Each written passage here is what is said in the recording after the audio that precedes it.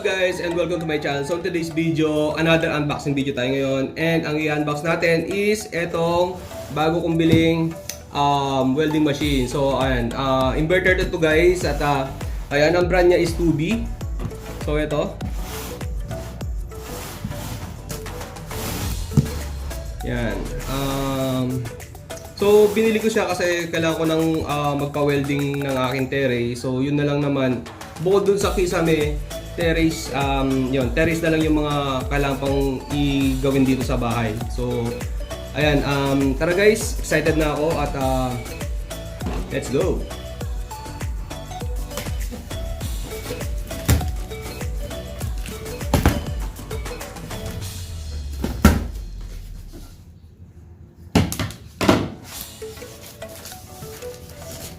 So guys, ang unang parts niya is itong may kasama na siyang gloves. Ito. Then, syempre, manual. At meron rin siya kasama ng steel brush. At meron kasama na rin siyang welding rod. So, more than 30 to guys. More than 30 tong ano na to, yung pinaka steel welding rod niya. Then, next is eto, yung pinaka mask. Para syempre ito, kagandahan ito, kasama na rin itong mask na to. Syempre, masakit sa mata pag ano nga naman, pero yan, malaking tulong to itong mask na to. So, assemble na lang siya.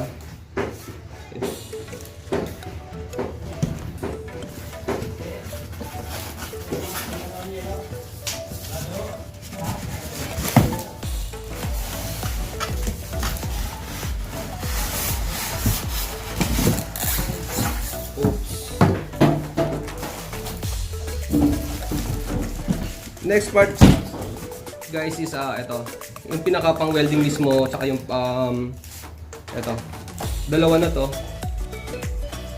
Yan.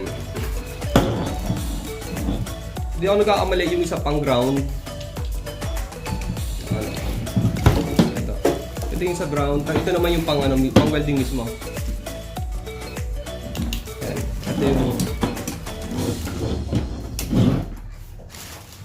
at ito yung kanyang welding machine mismo. Ayun, tadan!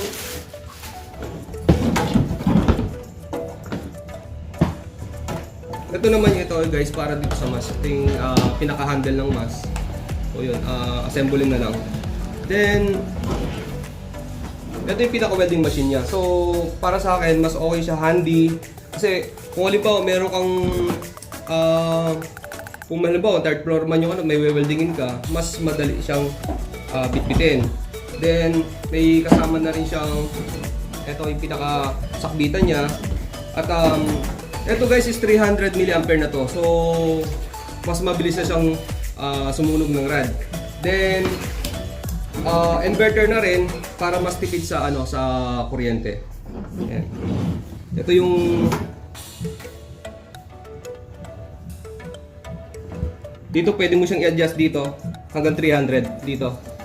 Then di ko pa siya na-try guys. So ayan, pag gagawin na namin yung terrace, ayan, i-update ko na lang kayo kung okay ba yung kung okay ba siyang mag-welding or okay ba yung paggamit ng ano niya, okay ba siyang gamitin.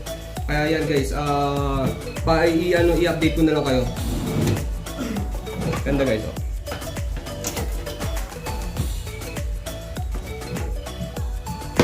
Ito yung on-and-off niya. Dito nakalagay. And yung voltage niya is 220 volts na rin. So, ayan. Para lang siyang flashlight ng malaki. So yun guys, pag ginamit namin to, update ko kayo. So ayan, thank you for watching and see you next time.